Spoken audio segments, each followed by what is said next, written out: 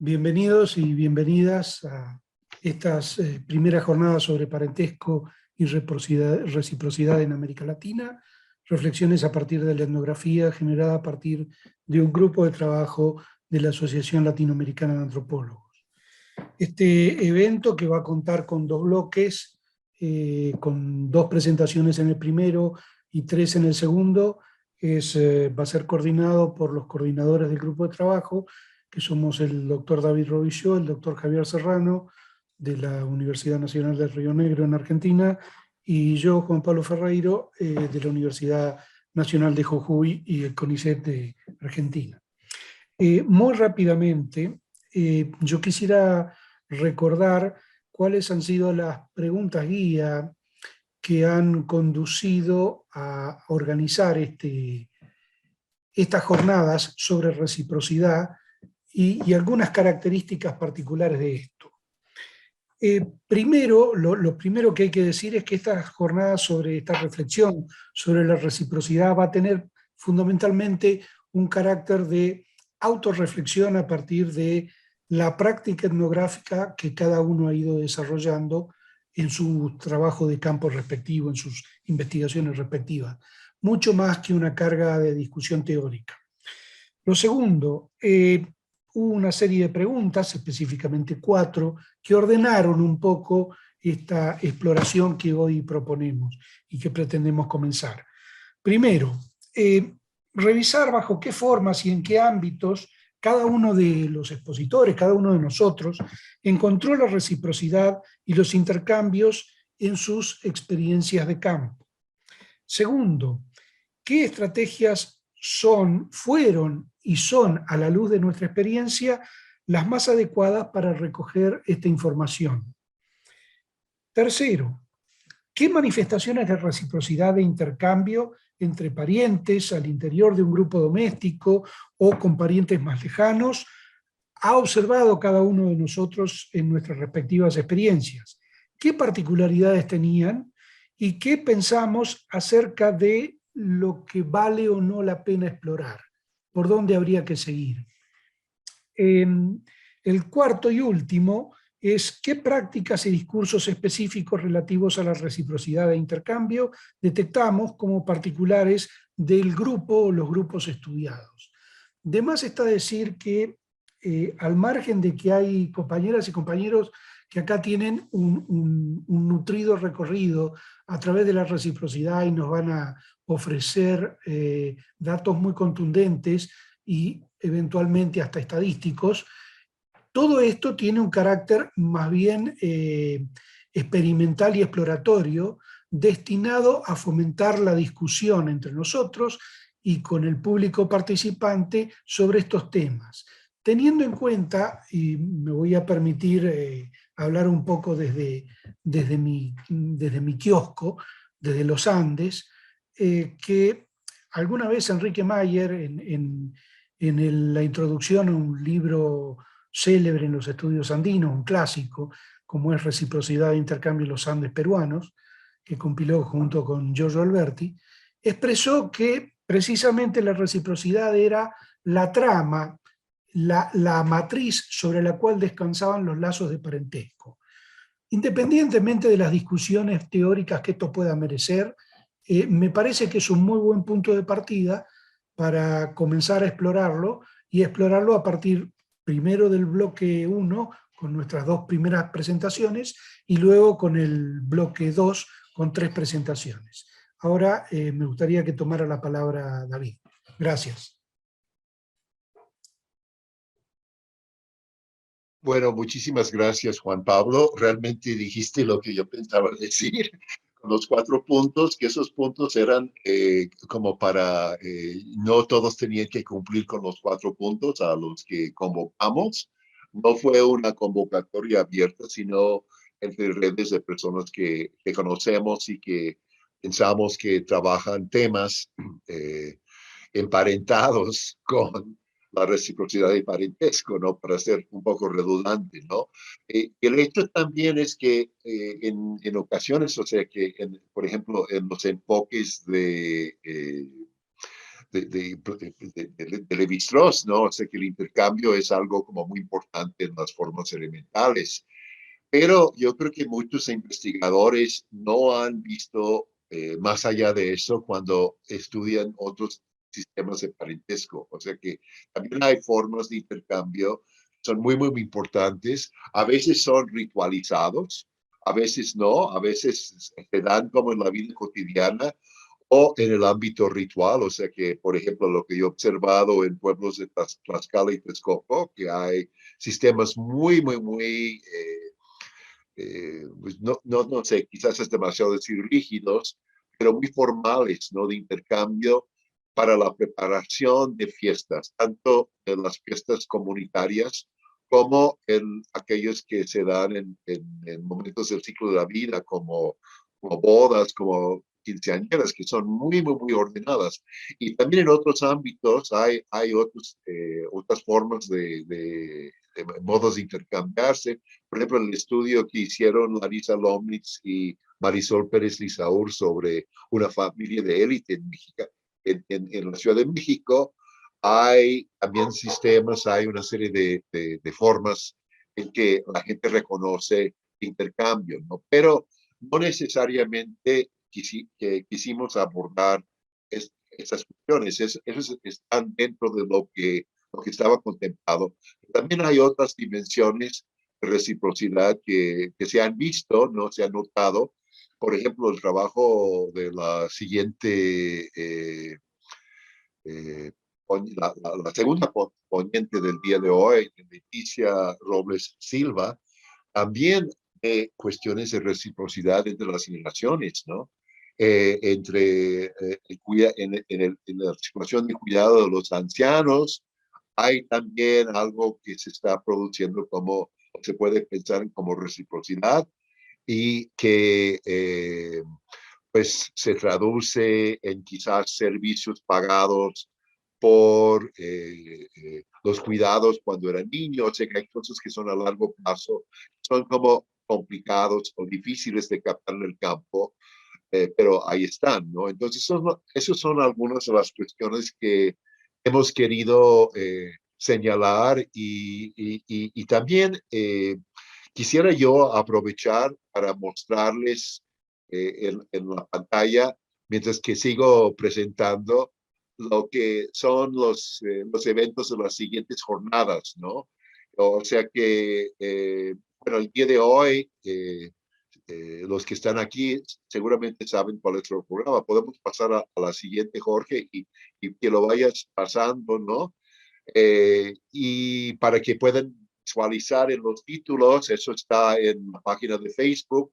Mandamos el programa también en la mañana, ¿no? A los inscritos, ¿no? Que quizás algunos se van sumando, ¿no? Para la próxima semana tenemos dos jornadas mucho más intensivas que esta, ¿no? Porque creo que es el miércoles que hay dos partes. Hay unas pequeñas sesiones en la tarde, ¿no? No hemos pretendido abarcar todo lo habido y por haber de reciprocidad de parentesco, pero como bien dijo mi colega Juan Pablo, poner estos temas en la mesa de discusión, ¿no? Estamos en una mayor concentración de investigaciones sobre México, porque son las personas que se han acercado más a través del Seminario Permanente de Estudios de Familia y Parentesco, ¿no? Que los coordinadores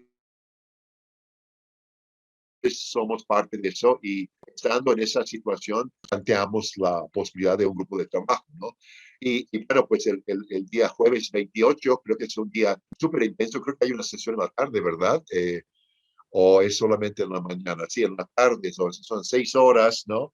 Y tampoco pensamos en hacer esto como un congreso, porque por los tiempos que no muchos podrían ausentarse 2 o 3 días seguidos para estar en esto. Y también pensamos poner las presentaciones en nuestro canal de YouTube, ¿no? De la Red Interamericana de Estudios Familia y Parentesco. Luego, después, en la siguiente semana, el día 6 de mayo, Tenemos también una jornada bastante intensa, ¿no? Y pues nuevamente una preponderancia de trabajo sobre México, pero también hay de Ecuador y de Argentina, ¿no? De otros ámbitos, ¿no? Por favor, y la jornada, esa es una jornada muy intensa, el 6 de mayo, y finalmente terminamos el 9 de mayo con la última jornada y esperamos que aquellos que han estado presentes pueden volver a conectarse para participar en discusiones más generales y que los que están presentes podrían durante las presentaciones ir formulando sus comentarios, preguntas por el chat y trataremos de dar lugar a todo lo que puede haber no ahí, ¿no? Bueno, bien, dicho eso, también estas jornadas o la idea de la reciprocidad tiene que ver con uno de los planteamientos de la Red Interamericana de Estudios de Familia y Parentesco. ¿Podemos ver la siguiente, Jorge, por favor? Que esto tenemos mensualmente, bueno, creo que el año pasado tuvimos 9 sesiones, ¿no? María Eugenia Olavarría, que está presente, fue uno de las presentadoras, y también Abraham Santis fue un copresentador en el seminario que es mensual, que es último, lo hemos realizado generalmente el último jueves de cada mes, ¿no? Y ahí pueden ver la siguiente conferencia, que es el 5 de mayo, ¿no? Pero cuando planteamos también esta red que surgió a partir de una mesa en un congreso de ALA, una mesa virtual, pensamos que lo que queríamos hacer era dar énfasis a las prácticas del parentesco, ¿no? O no solamente el enfoque tradicional que eran las tecnologías de parentesco, que no tienen el mismo significado en todas partes, ¿no? Muchas veces se pensaba cubrir el expediente del parentesco recogiendo la terminología y no sabíamos, bueno, ¿qué hacen esos parientes juntos? Entonces, la reciprocidad, no estoy seguro que acabe con el tema, ¿no? Pero es una parte importante de lo que hacen los parientes entre sí, ¿no? O sea que, ¿cómo funcionan las redes de parentesco, los grupos de parentesco, ¿no? ¿Qué hacen? ¿Qué funciones cumplen? Y esas son preguntas que debemos de hacernos en distintas sociedades, porque yo creo que eso varía mucho de un lugar a otro, ¿no? Y como mencioné antes, no siempre esto es observable, ¿no? Inmediatamente, ¿no? O sea que como cuestiones de reciprocidad de largo plazo entre las generaciones y otras circunstancias que seguramente no hemos todo contemplado aquí y por eso partiendo de casos, de estudios basados en la etnografía, pensamos estimular la discusión y la reflexión sobre estas cuestiones, ¿no? Así es que yo invito a los que estén presentes a, eh, a visitar la página de Facebook, a ver el canal de YouTube. Supuestamente vamos a tener una página de la Red Interamericana de Estudios de Familia y Parentesco alojada en la Dirección de Investigación en la Ibero muy pronto, ¿no? Donde también todos esos materiales podrían estar.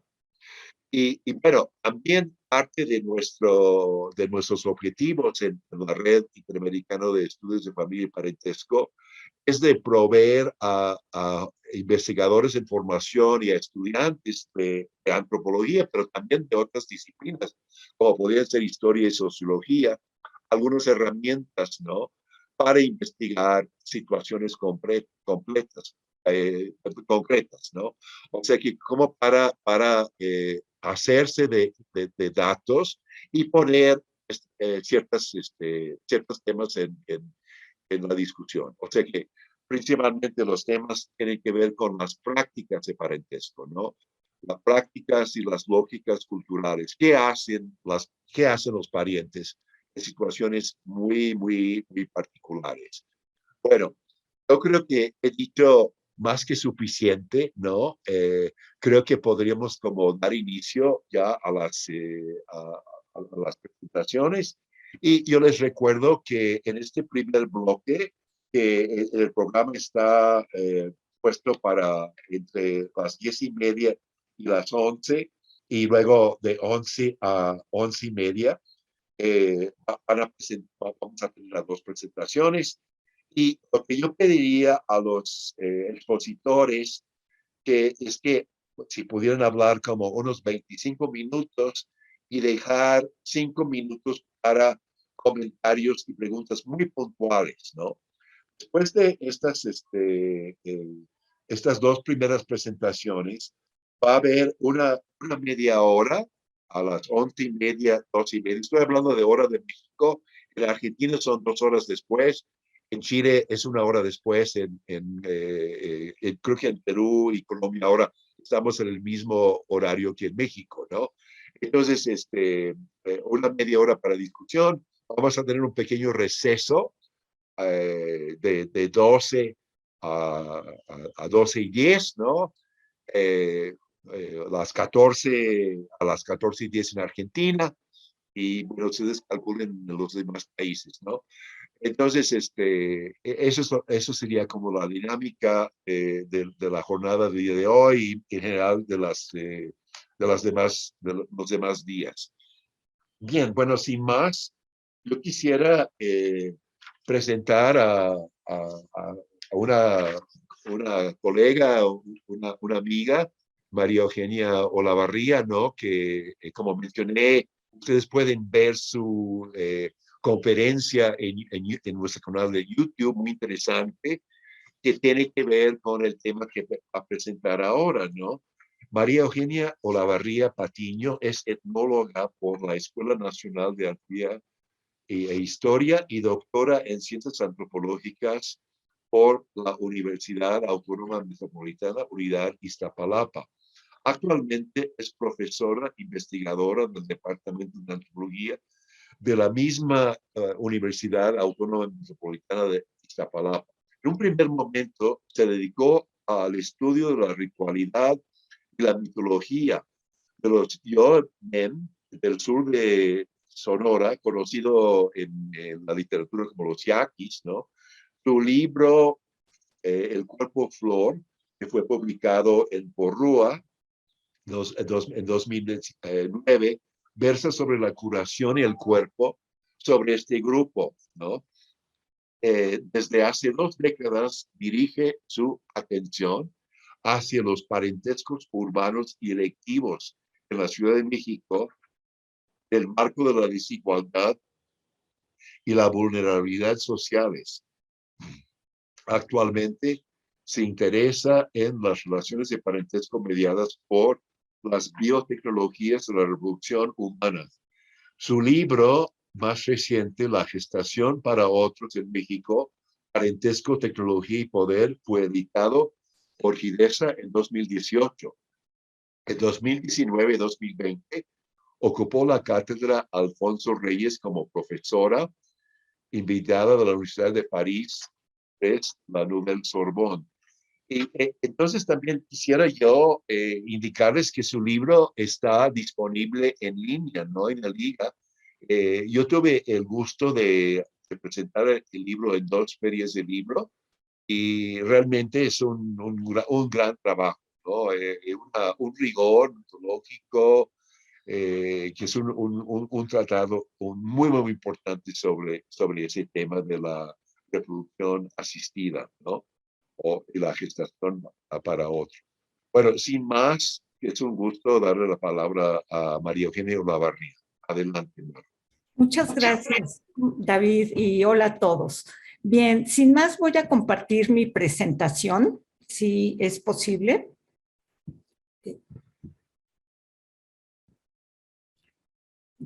Ustedes me dicen si ya lo ven, por favor. Sí, ya se ve. Ok, solo que no lo... en modo presentación. Ahí está, ¿verdad?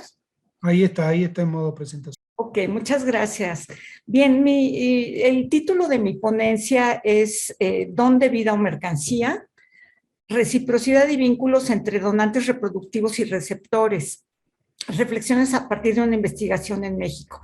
Yo de verdad agradezco a los colegas, a David, a Javier, a Juan Pablo, esta oportunidad, porque pues me abrió a nuevos cuestionamientos que espero compartir con ustedes. No sé por qué no puedo cambiar la diapositiva. Bien, bueno, esta cuestión nos remite a el inicio de la antropología. Y me gustaría comenzar diciendo ¿qué entiendo por don? Porque a esto fue a lo que me llevó esta reflexión. Según RAE, la Real Academia Española, don es una dádiva, cosa que se da gratuitamente.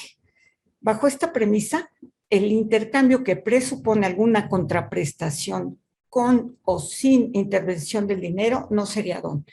Es decir, todo intercambio en el que se da una contraprestación, pues ya no obedece a esta definición literal, ¿verdad? Y en esta ponencia yo me voy a dedicar a los donantes reproductivos, que voy a explicar a continuación a qué me refiero con ellos. Son así llamados por convención y retórica, o sea, como donantes, ya que en todos los casos hay contraprestaciones en efectivo o en especie. Entonces, este va a ser el centro de la discusión que quiero compartirles el día de hoy. Y para ello, pues, hice esta breve genealogía del don que recoge a los principales autores. Por supuesto, el maestro de maestros, Marcel Mauss, desde 1924. Yo creo que dentro de 2 años nos toca celebrar este centenario, ¿no?, del ensayo sobre el don. En el 49, pues, Lévi-Strauss, en las estructuras elementales del parentesco, pues, su modelo de los sistemas de parentesco está basado en el ensayo sobre el don, proponiendo 2 tipos de intercambio, el recíproco y el diferido. O sea, él maneja aquí la cuestión del tiempo. Baudrillard en 68 retoma y va a aportar sobre el sistema de los objetos, ¿verdad? Porque finalmente los dones toman la forma de objetos. Salins en 74, en Economía de la Edad de Piedra, también hace una discusión muy importante sobre la cuestión de la jerarquía, el poder y el don. Appadurai en el 86 retoma esta cuestión del intercambio. Rivers y Peristiani en el 92 regresan a la cuestión de la gracia, del honor y la gracia, aquello que Mauss en el 24 había llamado mana y que había quedado pues a un lado desde la crítica de Lévi-Strauss. Finalmente Godelier en el 96 en El enigma del don. ¿A quiénes voy a retomar aquí principalmente? Pues a Mauss, por supuesto, algo de Lévi-Strauss, Baudrillard y Godelier, y a continuación ustedes verán por qué razones.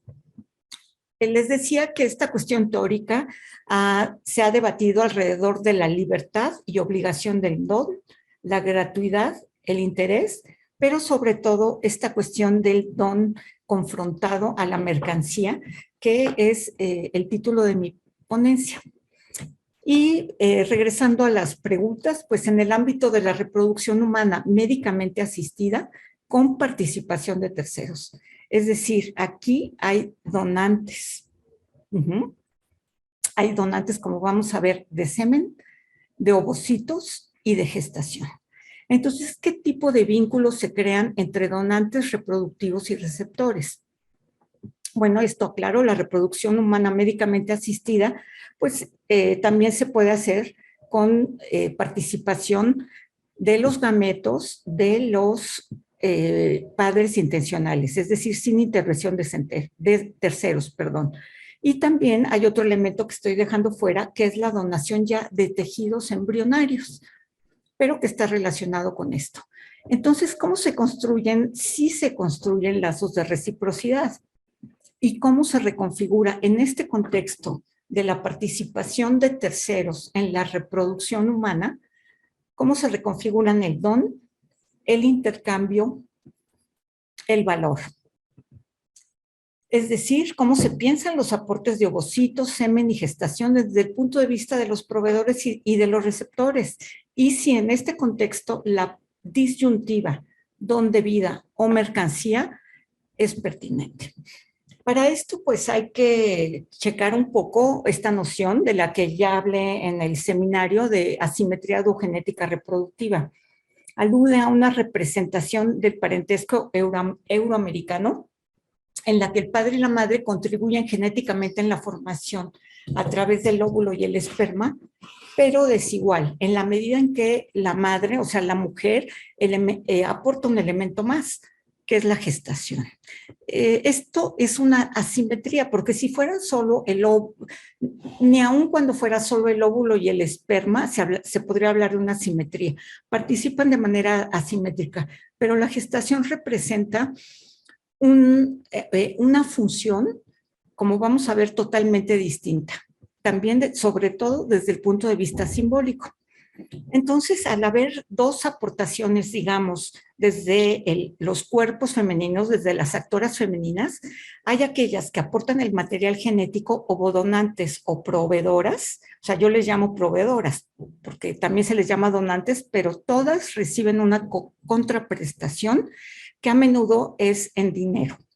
Y quienes aportan la capacidad genésica, las personas gestantes. Es decir, hay tres tipos de sustancias que se pueden donar o intercambiar, repito, ovocito, gemen y gestación. Al tratarse de un contexto altamente medicalizado, o sea, todo esto tiene que llevarse a cabo en clínicas con la presencia de laboratorios y con subespecialistas en biología de la reproducción. Estoy hablando de médicos que pueden, y de biólogos, que los médicos son ginecólogos con especialidad en fertilidad, subespecialidad en biología de la reproducción, ¿sí? Los procedimientos, pues, la fertilización in vitro es esencial, es decir, se realiza extracorpóreamente la inyección intracistoplasmática de esperma, que es la fecundación en un procedimiento mucho más eficiente que fertilización in vitro, el diagnóstico embrionario preimplantacional que se hace a los óvulos fertilizados para ver cuáles son viables para ser trasplantados, o sea, en eso consiste el trasplante embrionario, entre otros. No me voy a detener aquí porque este campo de la innovación biotecnológica avanza día con día. Pero esta cuestión de que se realiza en un contexto medicalizado nos hace ver que la reciprocidad más evidente es la que padres y madres dirigen hacia médicos y médicas. Aquí tenemos una foto tomada en campo donde están los rostros de los niños nacidos en esa clínica. Dice, no se ve muy claro en la foto, pero dice, es increíble cómo algo tan pequeño nos puede hacer sentir algo tan grande. Es decir, estas parejas, personas, padres y madres intencionales que llegan a una clínica de fertilidad con el objeto de tener un hijo, ya han pasado años intentando tener descendencia, pues, primero por vía, llamémosle natural, pero por otros procedimientos. Y entonces cuando llegan finalmente con una clínica, con un médico a través del cual logran tener descendencia, pues ellos se convierten en, ahorita voy a decir que, una especie de antepasados generadores de vida, y no exagero. Aquí está otra foto, es la sala de espera, y aquí ustedes pueden ver los marcos con todos los niños y niñas nacidos en esa clínica. Sí, voy a regresar. Entonces, les decía, parejas y personas logran la descendencia tras una carrera completa. O sea, también son personas vulnerables que buscan donantes. Godelier nos dice, en toda sociedad hay terceros, ¿sí? Y el tercero más importante que interviene en la formación de un hijo es Dios y los antepasados como dadores de vida, Y no exagero al decir que en reproducción humana médicamente asistida, los médicos se convierten en una especie de representantes de los antepasados divinos, es decir, hay un agradecimiento importantísimo. Imágenes de las niñas y de los niños, como ustedes pueden ver, están en los consultorios médicos. Yo los vi como una especie de exvotos y los testimonios de padres y madres pueblan sus sitios. Y por supuesto que hay discursos parareligiosos como lo que ustedes vieron, algo tan pequeño nos causa toda la felicidad. Tener un hijo es bajar una estrella del cielo, cumplir tu sueño, ¿sí? Independientemente de si el contexto del país es religioso o no. O sea, buscan las clínicas por medio de sus resultados dar un sentido trascendental a la vida de sus pacientes, ¿sí? Entonces presentan el lograr la descendencia pues como un don. Y la actitud hacia los médicos y hacia la clínica y los laboratoristas pues es de agradecimiento. Bueno, decíamos entonces que esperma, óvulos y gestación serán dones o mercancías. O sea, mientras hay unos autores que hablan de la bioeconomía, que plantean toda la cuestión de la reproducción asistida como una industria, algunos otros lo llaman reproducción cooperativa. Y Renterie, por ejemplo, propone el concepto de don de procreación, ¿sí? Sobre todo para lograr que estas cuestiones sean legisladas, reguladas y aprobadas.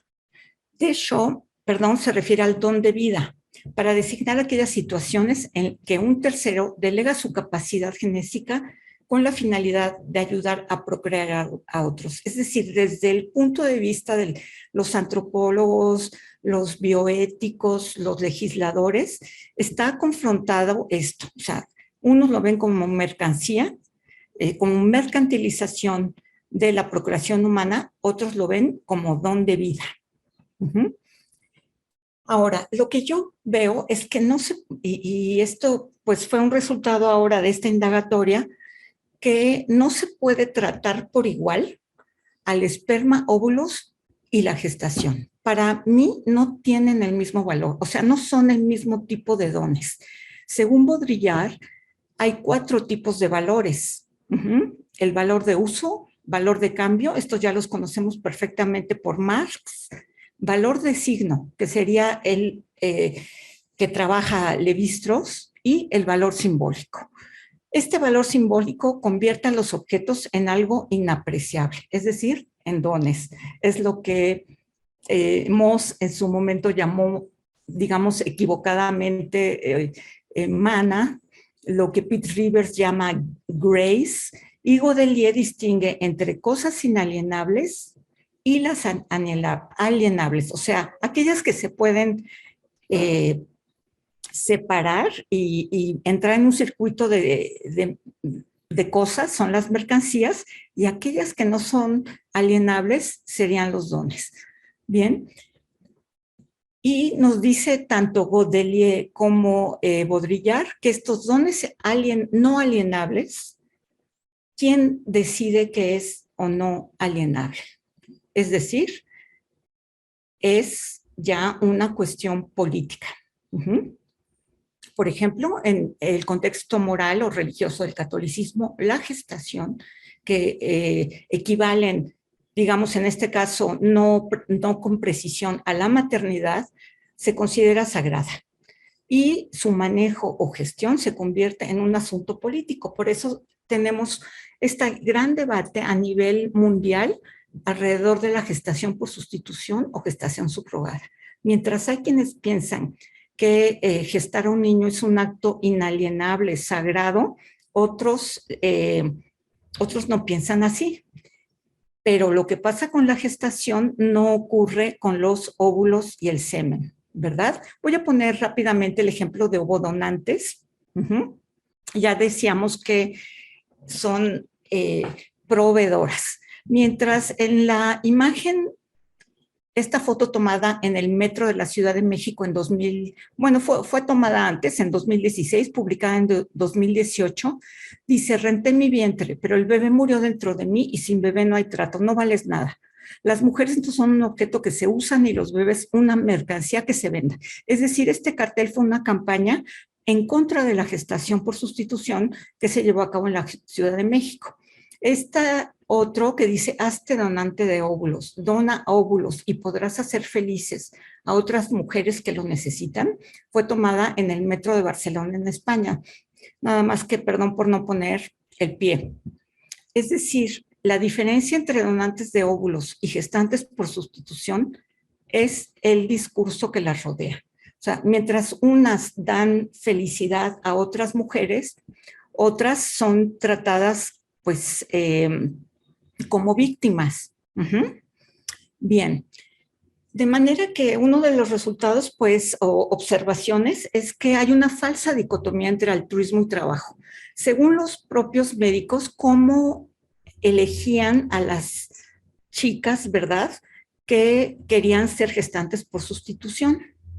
Dice, si lo estaban haciendo totalmente por dinero, se descartan, ¿sí? Pero si tienen algún interés en su pareja, en ayudar a otra pareja, entonces sí eran aceptadas. Es decir, sí hay una remuneración, pero ese no es el motivante principal. Entonces, hay muchos tipos de relación, padres y madres con las gestantes sustitutas con los niños, y se construyen relaciones que pueden llevar no a relaciones de parentesco tal cual. Yo he planteado que pueden ser parentescos diferentes, pero en ninguna manera es completamente, no es completamente un trabajo, una cuestión mercantil, digamos, para obtener un beneficio, pero tampoco es totalmente altruista. La mayor parte de las donantes de gestación, bueno, digamos las gestantes sustitutas que sí reciben una remuneración, dicen que es ayudarme y ayudar a otros. Ahora, hay otra cuestión aquí biotecnológica interesante que está cobrando mucho, que se ha hecho ha crecido mucho últimamente, que es la criopreservación o vitrificación de gametos para autodonarse. Es decir, digamos que un joven es diagnosticado con una enfermedad que compromete su fertilidad, podría ser cáncer o algo así. Entonces decide vitrificar su esperma para preservar de alguna manera su fertilidad y cuando haya pasado la quimioterapia y eso, o cuando lo desee, tener hijos. Igualmente las mujeres.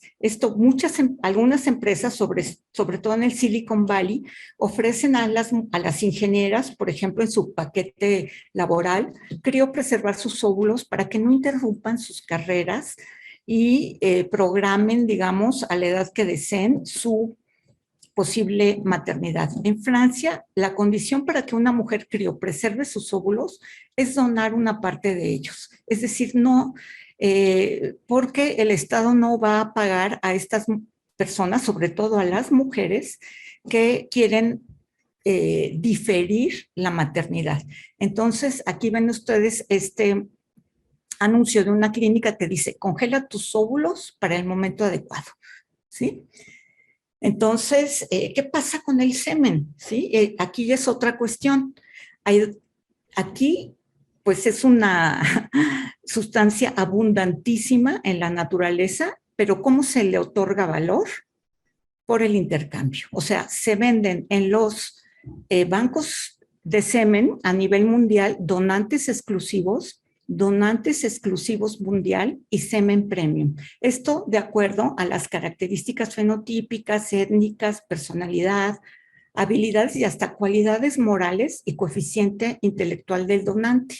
Aquí yo les puse esta captura de pantalla de Crios en Dinamarca, que es el banco más grande, ya ven ustedes, para donantes, para ovocitos y esperma, ¿sí? Bien, Entonces, ¿qué tenemos? Yo quiero decir que aquí semen, óvulo y gestación, les decía, no son lo mismo. Su valor de uso en los 3 casos es germinal. Se busca su viabilidad, en el caso del semen, su capacitación, es decir, que no tenga enfermedades, que presente movilidad, etcétera. El valor de cambio, pues, es genotípico, fenotípico, genético, y en el caso de la gestación, su disponibilidad. Su valor de signo, pues es aquel que tiene que ver con el parentesco, con el intercambio matrimonial. Por supuesto, el semen está asociado a la patrilinealidad, pero también a la masculinidad y la virilidad, ¿sí?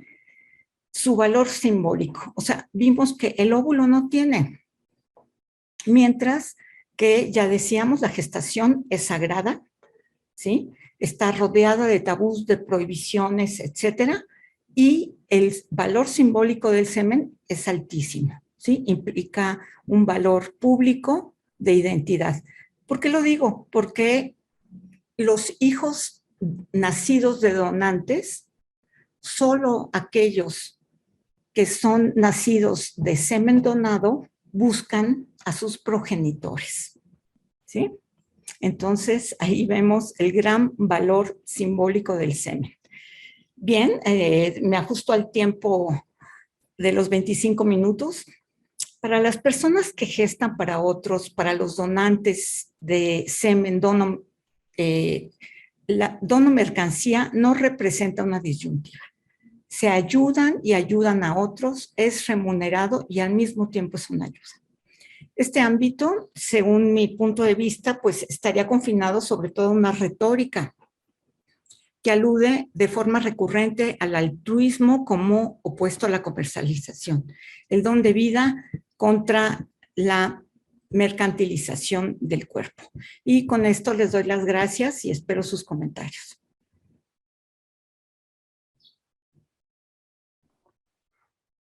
Pues muchísimas gracias, Maru, por esa exposición tan interesante. Y si hubiera alguna pregunta o comentario muy puntual, en este momento tenemos un poco de tiempo, pero si tienen cosas más amplias, pues podemos dejar eso para después de la segunda presentación.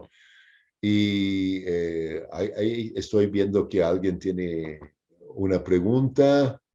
No sé si tú lo puedes ver, Maru, en preguntas y respuestas, ¿no? Agradezco la conferencia de la profesora María Eugenia Olavarría. Viene de Gabriel Guajardo, perdón. En el contexto de su investigación de gestación por sustitución y justamente desde el trabajo de Baudrillot respecto de que el valor no es único, mi consulta es su reflexión del concepto de reciprocidad negativa de Marshall Salins de 63, entendido como el intento de obtener algo impunemente sin dar nada a cambio. Es de Gabriel Guajardo de Chile. No sé si podrías decir algo muy rápido al respecto. Claro, he considerado la reciprocidad negativa, pero en el campo de la gestación subrogada no aparecen ambas. Hay clínicas que evitan la relación entre gestantes y padres intencionales, pero hay otras que no. Y también me tocó observar cómo padres intencionales, una pareja gay, se hizo amiga de su gestante subrogada a escondidas de la clínica. Y la gestante quería seguir en contacto con su gestado y con estos padres a quienes ayudó, e incluso fue lactante, fue nodriza de su gestado. Entonces, no siempre hay una reciprocidad negativa, ¿sí? Pero sí estoy consciente de su existencia y también es una aportación importante de Salins, que hay que ver dónde se ubica en este terreno. Muchas gracias. Una pregunta de Armando Sánchez Albarrán, que es profesor de sociología en la UAM Azcapotzalco. Dice, felicidades por este tema tan innovador. ¿Cómo la reproducción asistida o cooperativa incide en la herencia y así en la reproducción social? No sé si podrías decir algo al respecto. Claro. Bueno, pues la cuestión con la donación reproductiva es que hay un debate sobre el anonimato o no anonimato de los donantes o proveedores. En algunos países ya es opcional que los donantes digan si quieren ser conocidos o no, sobre todo en el caso del semen. Entonces, pero no hay lazo de parentesco. Y al no haber lazo de parentesco, pues no hay herencia. Aunque sí, como les decía, hay un valor simbólico importantísimo. Las asociaciones de hijos por donación reclaman directamente al Estado el no haberles dado el derecho de conocer su origen.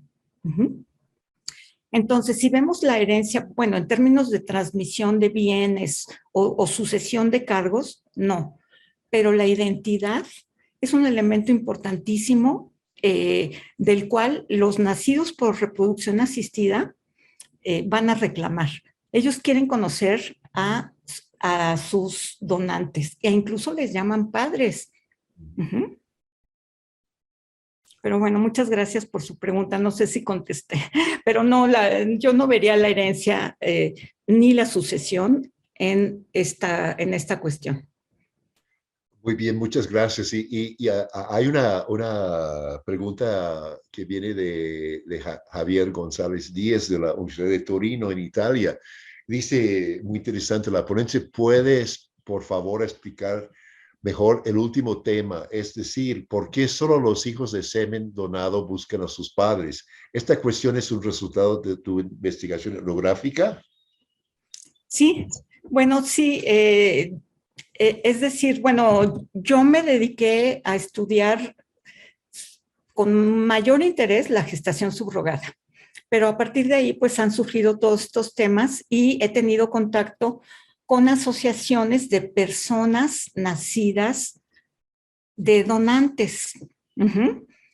Esto en México prácticamente no hay, es muy inicial. ¿Sí? Hay 2 o 3 personas, pero sobre todo las asociaciones gay sí quieren que se retire esta obligación de anonimato y que los donantes sean reconocidos como copadres.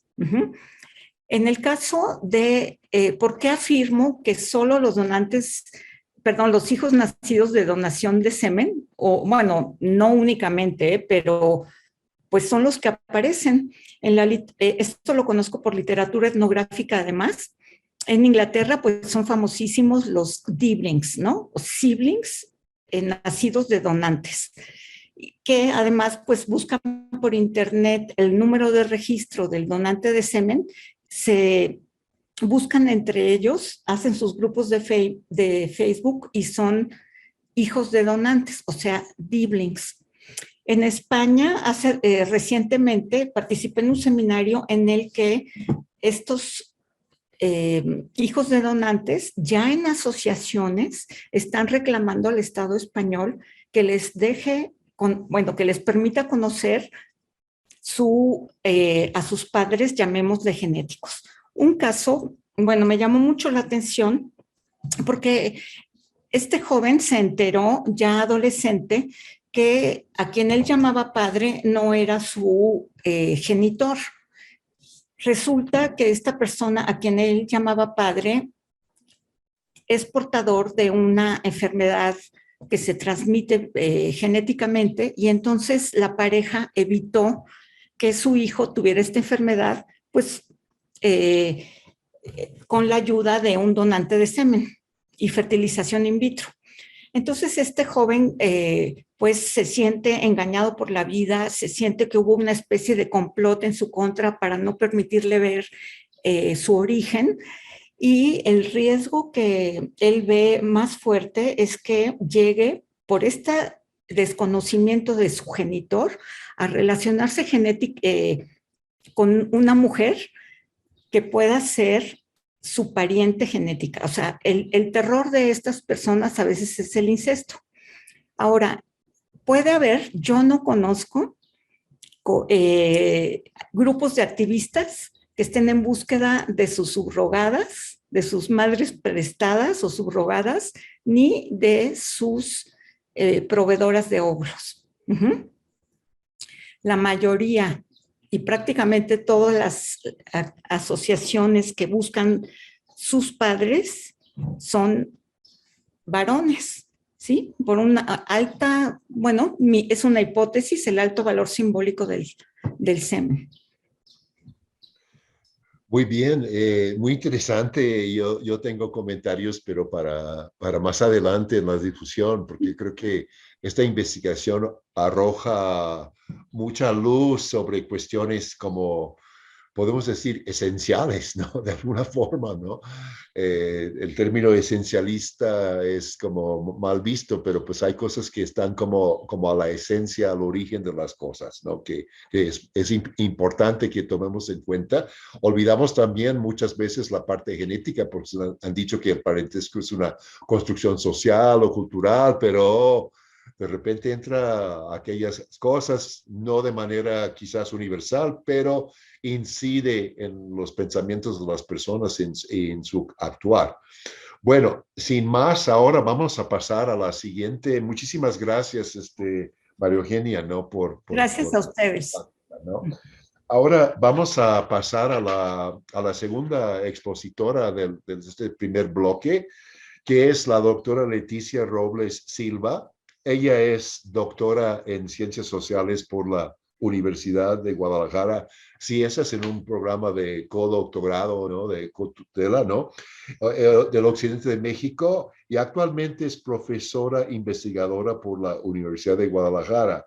Su interés es sobre los estudios de familia, cuidado y envejecimiento. Estos temas que ha trabajado en sus aspectos culturales y morales del cuidado, su dimensión espacial y la organización del cuidado al interior de la familia. Su trabajo de campo es primordialmente en sectores pobres, urbanos de Guadalajara, tanto a nivel de hogar como de instituciones de cuidado de largo plazo, pero también ha realizado trabajo de campo en una ciudad del interior del Uruguay. Pues muchísimas gracias por haber aceptado presentar el día de hoy, Leticia, ¿no? Adelante, te doy la palabra. Bien, pues muchas gracias por la invitación a David, a Juan Pablo y a Javier para compartir algunas reflexiones. Como dijo María Eugenia, fue una oportunidad para repensar lo que había estado trabajando en estos últimos años, ¿no? Mi presentación refiere a hallazgos de cuidado a los ancianos en contextos de pobreza urbana y incluyen algunos hallazgos marginales de mis trabajos de campo que denotan algunos cambios y que son realmente ausencias de mis análisis que he realizado, pero que en este momento ya los visualizo como relevantes para la primera mitad del siglo XXI, ¿no? Sobre todo muy relacionados con las prácticas de parentesco y la diversidad de familias. Por favor, Jorge, la siguiente. Bien, mi punto de partida es este esquema en el cual existe un consenso sobre el papel de la reciprocidad en el cuidado de los padres ancianos.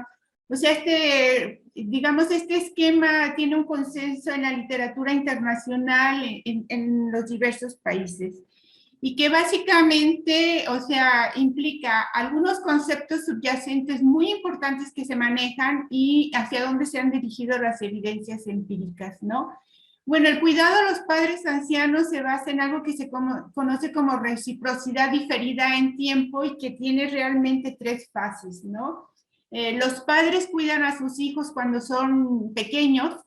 Los hijos retribuyen a este cuidado cuidando a sus padres cuando envejecen y quienes cuidan reciben a cambio la herencia, ¿no? Las 2 primeras fases corresponden a lo que se ha conocido como la obligación filial, que es la gratitud a lo que se ha recibido durante la niñez y que tiene básicamente 2 sustentos. Uno es la gratitud por haber sido engendrado por los padres, o sea, haberles dado la vida, y que esto después va a tener relevancia para algunos de los modelos de reciprocidad que describiré más adelante, y por la crianza y educación recibida en términos de que son beneficios recibidos dados en términos benevolentes por los padres, ¿no?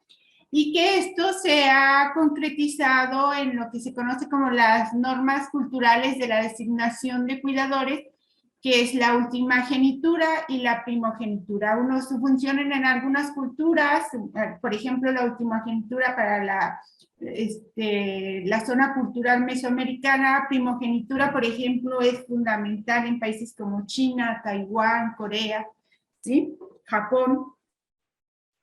Y la parte de la herencia que corresponde a la recompensa, ¿no? Es lo que le heredan los padres a quien los cuidó, ¿sí? Entonces, digamos, estos son los conceptos subyacentes. ¿Hacia dónde se han dirigido las evidencias empíricas? Bueno, esto se trabaja principalmente en la relación de parentesco solamente de padres y hijos, y digamos, la premisa que subyace es que todos los ancianos tienen hijos, que existe un cónyuge que es incapaz de cuidar, y bueno, también subyace la idea de que son ancianos con propiedades o con bienes que pueden heredar para que se cumpla la fase de la recompensa. La siguiente, por favor. Esta, sí. Bueno, lo que yo he trabajado y es principalmente este asunto de la hija cuidadora principal y única, ¿sí? En donde hay un proceso de designación, tienen ciertas características sociales, generalmente, bueno, ya no siempre es la última hija, no hay ultimagenitura como tal, pero en general son hijas que ya pasaron la fase de crianza de sus hijos pequeños, que no siempre corresponden con los padres, o después hay arreglos residenciales en donde terminan corresidiendo con ella. Pertenecen a familias grandes, sobre todo donde hay muchas hijas y se puede designar alguna de ellas, y que justifican el hecho de estar cuidando por reciprocidad o por la obligación filial. Por supuesto que hay excepciones simbólicas y materiales. Yo creo que el proverbio se cosecha lo que se sembró, es digamos, sintetiza muchísimo estas excepciones cuando se justifica no cuidar a los padres ancianos, ¿no? Generalmente esto es porque los padres no cumplieron con el papel de iniciar el ciclo, que es decir, cuidar a sus hijos cuando pequeños, o no lo hicieron de manera, digamos, que se conoce de excelencia y con sacrificios, ¿no? Aquí sobre todo estamos hablando de padres que abandonan a sus hijos o que hubo violencia doméstica, ¿no? Entonces ahí entraría la posibilidad de que los hijos o la hija justificara no otorgar un cuidado de calidad o a su mínima expresión, o incluso negarse al cuidado. También hay excepciones materiales a esta reciprocidad diferida en tiempo, en donde la herencia cada vez se difumina más, sobre todo en contextos de pobreza, porque puede haber propiedad, sobre todo esto de la propiedad de la casa, pero hay una tendencia que han hecho los de geografía social, demostrar cómo la casa se vislumbra simbólicamente como una herencia para todos los hijos, es lo que se deja a todos los hijos y no necesariamente se deja a quien se cuidó. O los asuntos de que mueren sin testamento, ¿no? O sea, por lo menos para el occidente de México no es una práctica habitual que los padres elaboren testamento, ¿no? Entonces, digamos que la herencia se difumina y cada vez se pierde como parte de este ciclo de reciprocidad diferida en tiempo. Algo que yo me encontré en otros trabajos de campo más recientes fue que empieza a existir algo que se conoce como la reciprocidad de dos generaciones, ¿no? Se mantiene como este tipo ideal de reciprocidad, en donde existe una hija cuidadora principal con una residencia neolocal, o sea, no corresidencia, pero sí de cortas distancias entre la hija y los padres que se está cuidando, pero que existen cuidadores secundarios que son nietos, es decir, los hijos de esta hija cuidadora. Esto es lo que se ha conocido como la obligación filial vertical, o sea, que se extiende de manera vertical y que está bajando a los nietos, ¿no?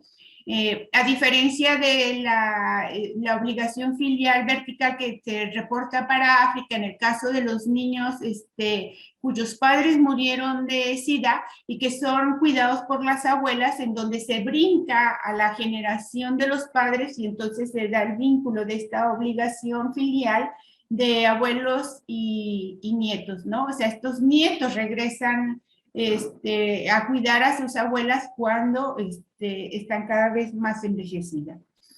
Pero también existe, o sea, he encontrado otra reciprocidad de 2 generaciones que tiene que ver con el caso de los ancianos sin hijos o solteros, que terminan siendo de alguna manera cuidados por sus hermanos, ¿no? Pero el hermano o la hermana es una especie de cuidador manager, es el que organiza el cuidado, pero no lo brinda directamente, porque es una de sus hijas, o sea, la sobrina, quienes terminan asumiendo el papel de cuidadoras principales y también con una residencia neolocal, es decir, nunca, pocas veces se da la corresidencia y se mantienen estos términos, ¿no?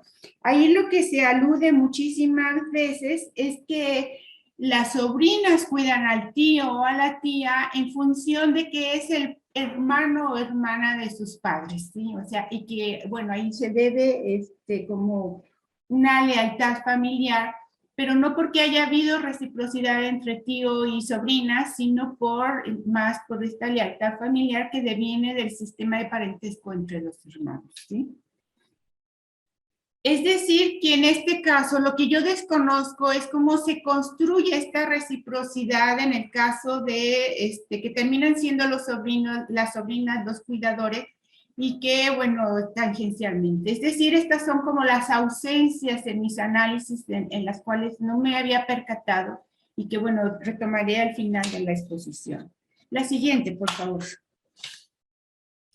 Hay otras formas de reciprocidad que me he empezado a encontrar como datos marginales de mi material de campo, por anécdotas que cada vez o sea, me cuentan o he estado en contacto con ciertas personas.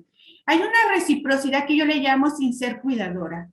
Es decir, que sí se brinda el cuidado, o sea, pero no directamente, o sea, que digamos, se cumple, pero no terminan siendo uno de los hijos el cuidador. Esto generalmente lo he encontrado cuando el padre envejece, que abandonó la familia y que hubo violencia doméstica.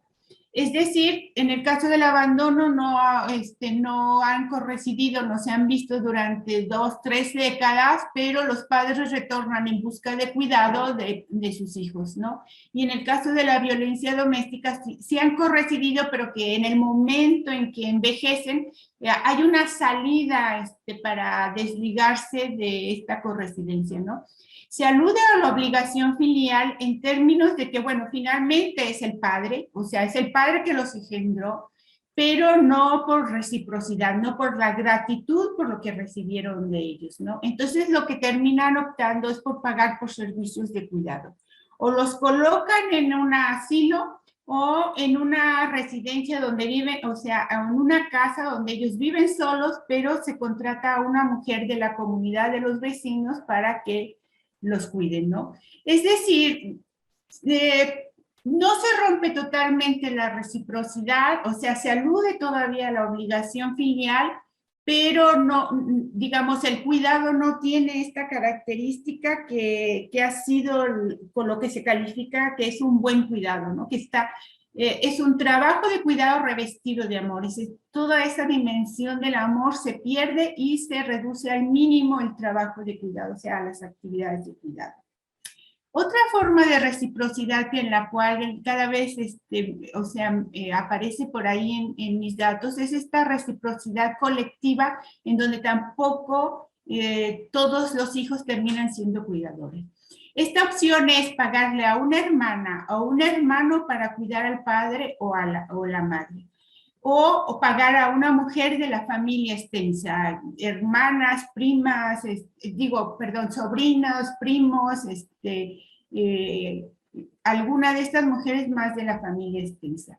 Lo que sucede aquí es que a esta mujer o a este hermano que se le paga para cuidar, termina siendo convertido en un trabajador del cuidado.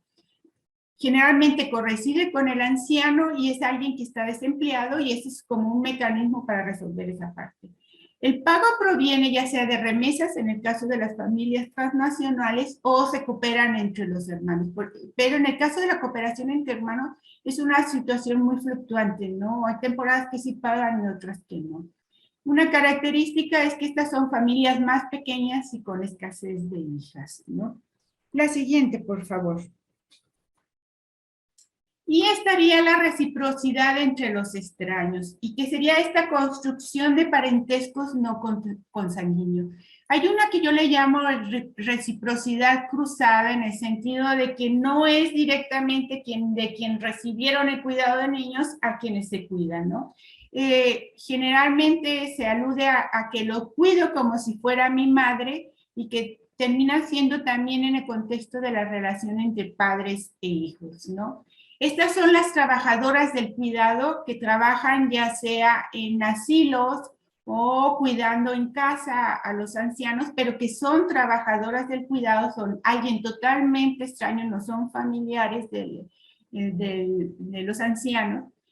Y la característica, o por lo menos algo que me ha llamado mucho atención, es que estas trabajadoras del cuidado tienen a sus padres que residen en otra localidad, o sea, que no están en la misma localidad, que los ven muy pocas veces, o que los padres murieron antes de la vejez. Entonces sienten esta como obligación filial de cuidar a estos ancianos como si fuera mi madre o fuera mi padre, dada esta ausencia o física o simbólica para cuidarlos, ¿no? Y lo justifican también como parte de esta obligación filial que tiene que ver con el haber engendrado hijos, ¿no? O sea, que los ancianos merecen ser cuidados por el hecho de haber sido padres, ¿sí? O sea, se está refiriendo a los ancianos que tuvieron hijos. La otra reciprocidad es la que yo la llamo la reciprocidad de la crisis, ¿no? Esta la he estado viendo en grupos comunitarios para la tercera edad, donde asisten ancianos que viven solos, generalmente mujeres, y que se da entre los pares de las mismas ancianas, ¿no? Y entonces ellas se consideran como parte de una familia, o sea, pero que está reducido a los espacios comunitarios, ¿no?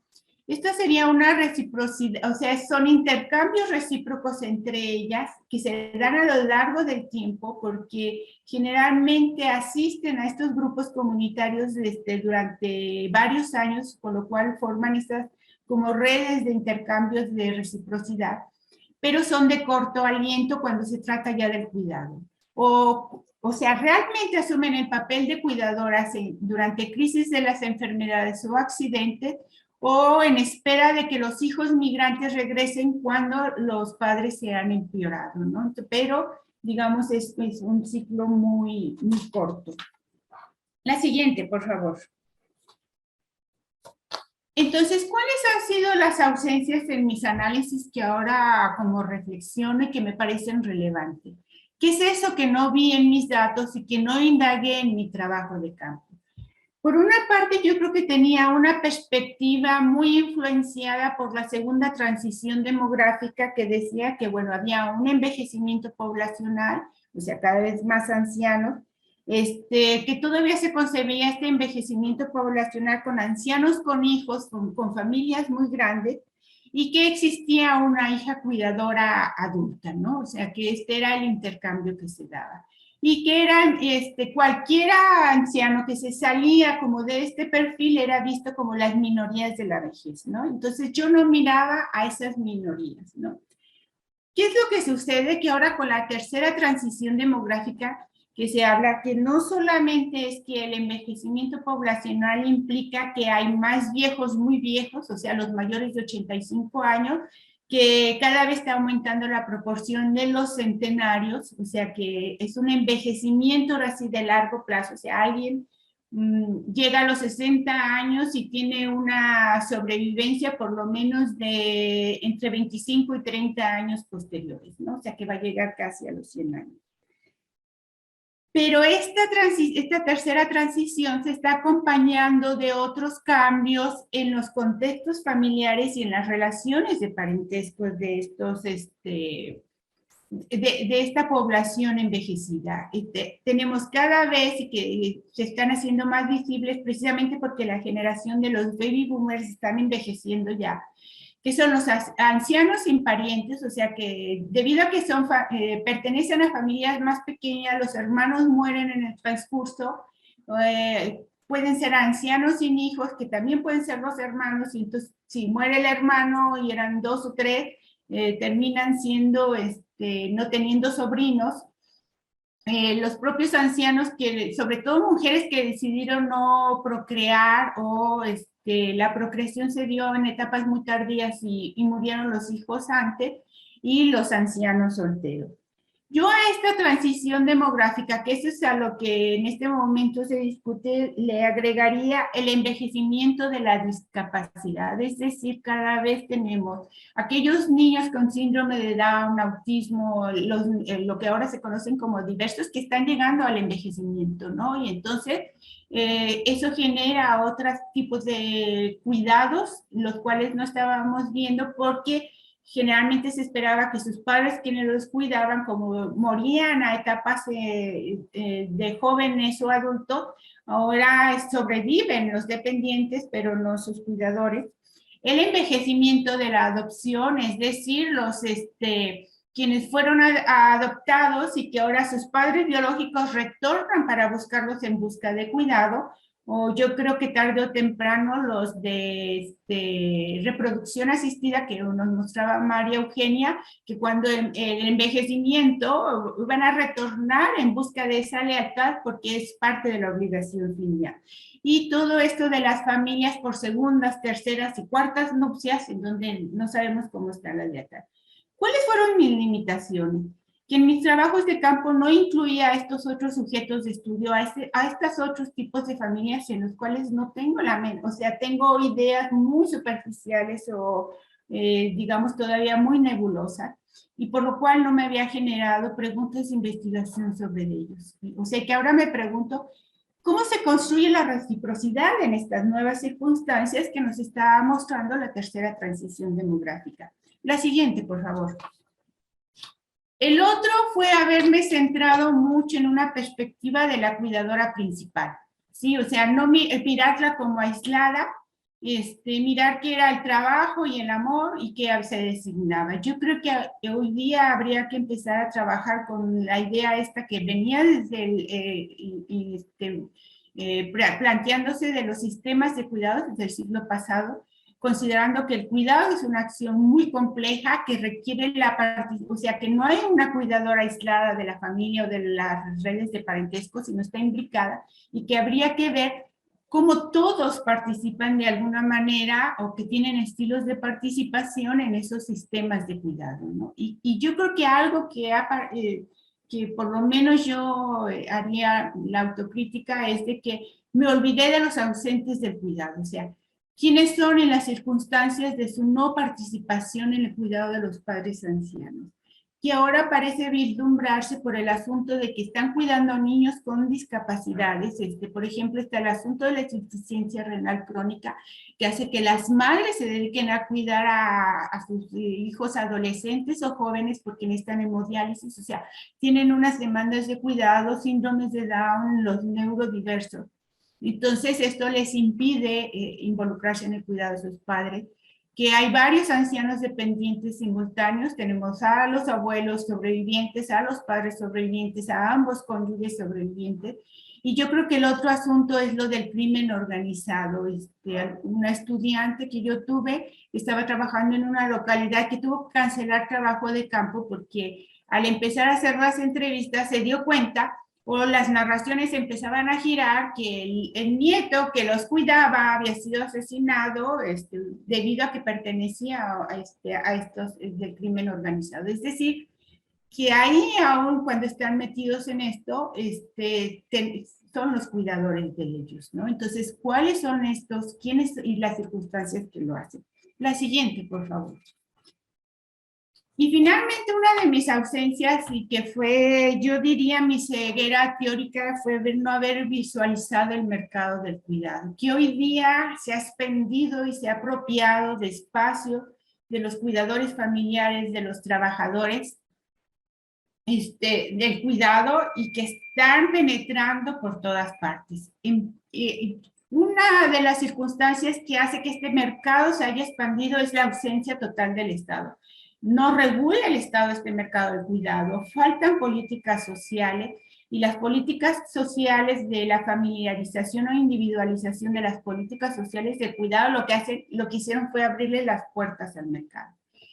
Es decir, hoy pagamos por el cuidado, ya sea en forma de servicios o en forma de trabajadores, y se combinan en los espacios domésticos, o sea, tenemos cuidadores familiares que como sistema de cuidado también tienen una trabajadora del cuidado, y entonces las fronteras, esas nítidas de lo que era cuidado familiar se están desdibujando, ¿no? Entonces yo creo que esto refuerza todavía más la idea de trabajar en sistemas de cuidado para ver cómo se están organizando, imbricando el mercado del cuidado dentro del cuidado formal. La última, por favor. Para concluir, yo creo que para mí es claro que tendría que empezar a pensar en la multiplicidad de formas o arreglos en la reciprocidad para el cuidado, ya no solo de los padres ancianos, sino de los ancianos en general, de que hay que ampliar el análisis a otras relaciones de parentesco, además de los de padres e hijos, y sobre todo esta construcción de parentescos no consanguíneos que parecen estar ahí empezando a emerger, y indagar sobre quiénes rompen los ciclos de reciprocidad y sus circunstancias. Es decir, se necesita mirar también a los ausentes para entender cómo es que se organiza el cuidado de los ancianos. Y con esto terminaría y muchas gracias. Bueno, muchísimas gracias a ti, Leticia. Unas preguntas muy interesantes para reflexionar, ¿no? Y un tema también muy pertinente como por la cuestión del envejecimiento, ¿no? Que ha sido planteado, ¿no? En muchos países y ahora en México también. Y acabo de revisar los resultados del censo del 20, ¿no? Y se ve que una pirámide de edades en que hay una reducción muy importante en los que tienen entre 0 y 4 y entre 5 y 10. Quiere decir que cada vez la cuestión de los hijos que van a cuidar a los padres con la reducción del tamaño de la familia, pues eso va a ser algo muy importante, ¿no? Así es que no sé si alguien tiene alguna pregunta o... sí hay una pregunta puntual antes de ir a la discusión general.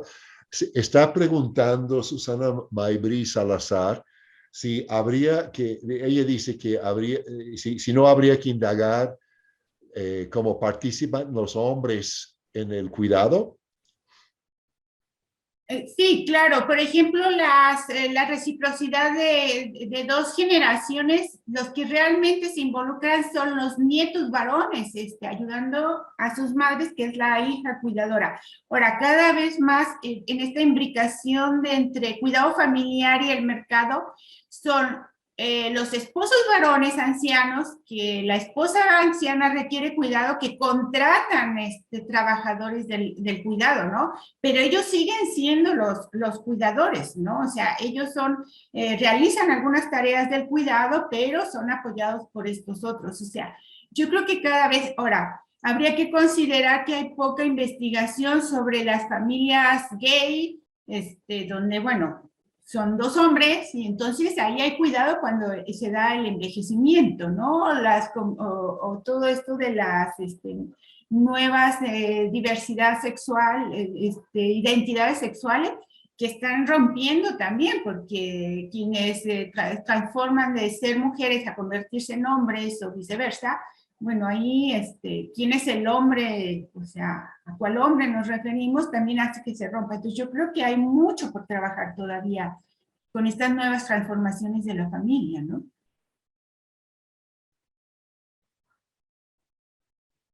David, tú... Perdón, sí. Ya. Y quería intervenir Juan Pablo con un comentario.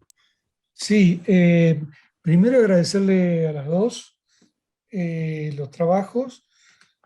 Segundo, la presentación de Leticia en particular me parece muy interesante como modelo autorreflexivo que tiene todo que ver con lo que nosotros estuvimos pensando como propuesta para este encuentro, que es revisar autorreflexivamente dónde habíamos dejado agujeros negros para buscar.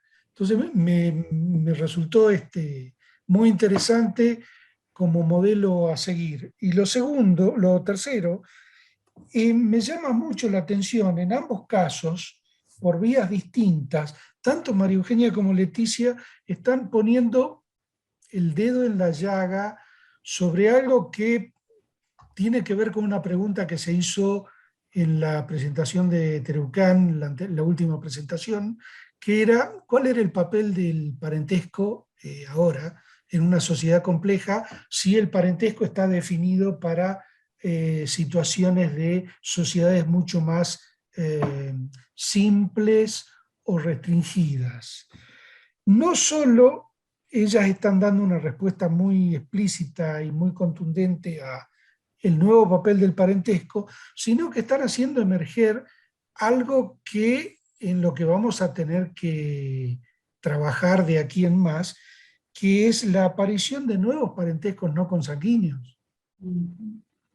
De este grupo de gente que no tiene en principio demasiado recorrido vital, experiencial en común, que llegado a un punto de su vida, por edad o por situación o por lo que fuere, deciden comportarse como si fueran una familia, como si fuéramos familia. Y esto yo lo veo inclusive en grupos religiosos. Ahora mi familia es el culto, es la pastora y los demás creyentes. Me parece que en ambos casos están apuntando con mucha precisión a la emergencia de esto, que ni desvirtúan el parentesco ni lo transforman en otra cosa, sino que lo complejizan y lo enriquecen muchísimo, porque nos obligan a hacer preguntas que por ahí no teníamos en la mochila, no las teníamos previstas, y sin embargo el campo nos la impone. Eso, gracias. Pues muchas gracias. Yo pedí más, si había más comentarios por el chat. No veo ahora, pero yo quisiera como tratar de iniciar la discusión general y creo que hay muy importantes estas dos ponencias que nos permiten reflexionar sobre una serie de cuestiones. Lo primero que se me ocurre es que cuando María Eugenia plantea que, bueno, ella dice que el don toma forma de objetos. Quizás con lo que estamos viendo con la ponencia de Leticia, quizás no sea siempre así, ¿no? O sea que es una cuestión que habría que como cuestionar, ¿no? Es quizás más fácil ver el don como objeto, pero quizás hay otras cuestiones que son las obligaciones y la reciprocidad definida, en que no necesariamente tomar la forma de objeto. Bueno, igual hay objetos de por medio, pero hay como servicios, ¿no? Que algo más intangible, pero se siente la obligación. Bueno, esa es una idea que se me ocurrió. Pero también pienso que en la presentación de María Eugenia, las reflexiones que salen al origen de la vida, ver casos límites, ¿no? Pensar si es don, mercancía, y luego de ver que como ella matiza, ¿no? Que no se puede como matizar, ¿no? Totalmente, ¿no? Creo que eso se presta para un montón de reflexiones, ¿no? en una serie de casos que tienen que ver con el parentesco, ¿no? Intergeneracional y entre parientes, ¿no? O sea que las cosas no están como tan en blanco y negro, ¿no? Y a la vez también, o sea que pensando en lo que dijo Juan Pablo, ¿no? De tener familias no consanguíneas, pero como la idea de la consanguinidad es como muy importante, muy arraigada.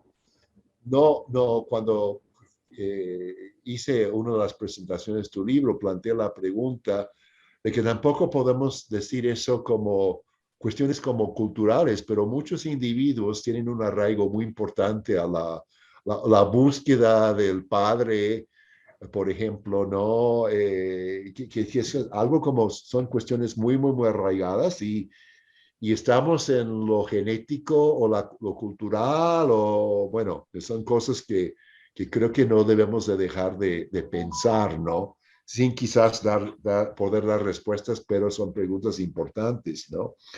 Ahora también me pareció como muy interesante en esa ponencia de María Eugenia, un análisis muy fino en que usó las categorías de Baudrillard, ¿no? De valor de uso, cambio, signo simbólico. Habría que ver si son cosas que también pueden ser aplicables a otros análisis de reciprocidad, ¿no?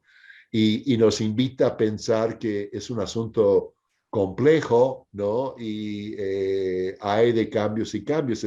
Hace poco estuvimos viendo con mis colegas Jorge Martínez y Manuel Moreno, ¿no?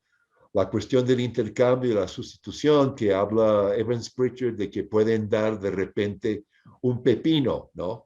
Por una, por una vaca, ¿no?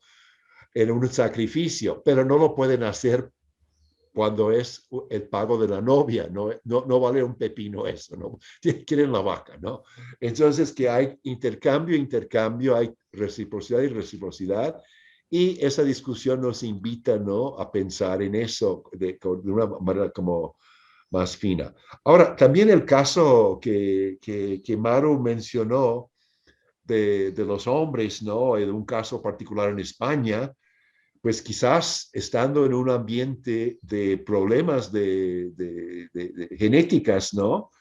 Y de buscar un sustituto para evitar reproducir eso lo pone como más consciente todavía de la importancia de conocer a los padres, ¿no? A los padres genéticos, ¿no? Porque se pueden transmitir enfermedades, el conocer eso en las familias de ciertas enfermedades transmisibles, ¿no?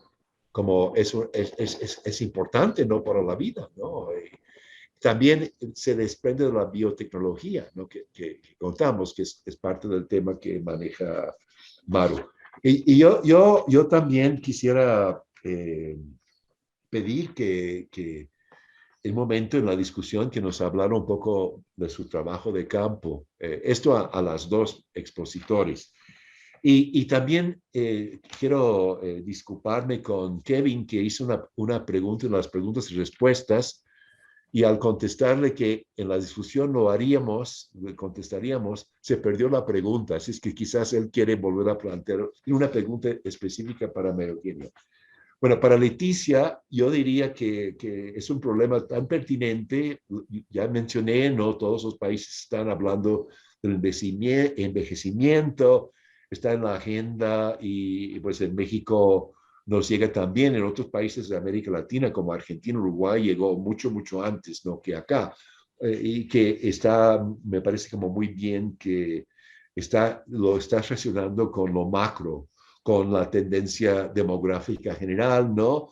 Y eso nos muestra la importancia del trabajo de campo, de los métodos cualitativos, ¿no? Que no, los que hacen lo macro y lo cuantitativo no tienen todas las respuestas, ¿no? ¿Sí? No pueden conocer la realidad. Es una forma incompleta de conocer la realidad, ¿no? Y eso muestra también que es importante de repente insertar lo nuestro en grandes problemáticas, ¿no? Entonces eso es algo como muy importante de tu trabajo. Me pareció también muy interesante e importante que hiciste una tipología, ¿no? Una tipología de tipos de arreglos, ¿no? Y yo me preguntaría, como inspirado por una pregunta que hicieron de la responsabilidad negativa, cuando hablaste de que luego había hijos que no querían tener que ver con sus papás porque habían sufrido malos tratos o violencia o abandono, ¿no? Sí, eso no.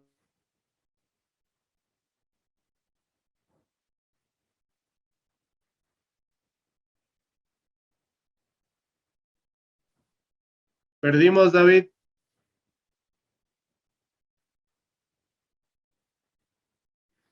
Suele suceder. Ausencias, ¿no? Lo que te hacía falta, ¿no? Creo que es muy importante que hagamos eso. O sea que hacemos, aquellos que hacemos etnografía, siempre son versiones parciales, muy, muy importantes, ¿no? Muy importantes. Es que yo estoy trabajando sobre algo sobre la Escuela de Chicago, ¿no? Los sociólogos, los métodos cualitativos y cómo la lucha entre lo cuantitativo y lo cualitativo, bueno, estoy resumiendo muchísimo, pero que hay quienes que dicen que el enfoque cuantitativo es un tipo de etnocentrismo metodológico, ¿no? O sea que se puede criticar a lo cualitativo por ser parcial, pero nos permite ver cosas muy precisas que son y muy importantes a tomar en cuenta. Y con eso yo me quedo. Hay una serie de preguntas y en el chat y las preguntas y respuestas, pues me toca a mí ver eso, no iba a pasarte a ti porque dije mucho. Bueno, la pregunta de Kevin dice, ¿qué similitudes es para María Eugenia o diferencias tienen estas nuevas prácticas de donación con las de regalar un niño a matrimonios que no pudieron procrear? Bueno, muchas gracias. Yo voy a aprovechar para refrasear dos dudas que surgieron aquí y también para comentar a Juan Pablo, que me parece muy importante, y sí, también voy a contestar a Kevin. Con respecto a que si los dones son objetos, bueno, lo que yo quería decir es que aquí estamos con gametos y tejidos, y claro, también la función de la gestación. Lo que quería decir es que más que objetos son artefactos culturales, ¿verdad? No, el semen, claro, tiene este valor de uso y el ovocito, que es importantísimo, pero sobre todo el valor simbólico. Y en esa medida estaríamos hablando de artefactos culturales, ¿no? Y también la última pregunta, el compañero que está en Italia, que me decía si solo los nacidos de semen de donantes buscan. Y aquí también quiero refrasear. Bueno, la verdad es que muy pocos sabemos, o sea, tenemos la certeza de que nuestros padres y madres son nuestros padres y madres genéticos. O sea, es la verdad, los demógrafos lo saben muy bien, ellos tienen estos cálculos muy bien hechos. Entonces, y aún con reproducción asistida, es muy raro que parejas heterosexuales comuniquen esto a su descendencia. Claro que si es una mujer que tiene forma una familia monoparental, está prácticamente obligada a decirle a sus hijos que hubo un tercero.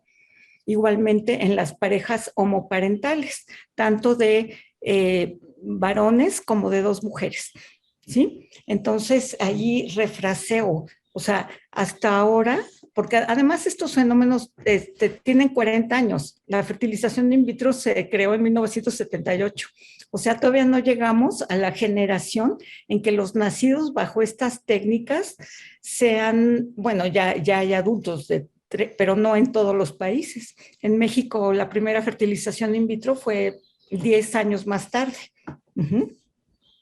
Bueno, con respecto a que sí tiene algo que ver con regalar, claro, bueno, la antropología ha estudiado profusamente la reproducción asistida, la adopción, la circulación de niños, la donación, el empeño de niños, ¿no? Que tiene que ver ahora con la migración, pero son formas de asistir a la procreación no medicalizadas.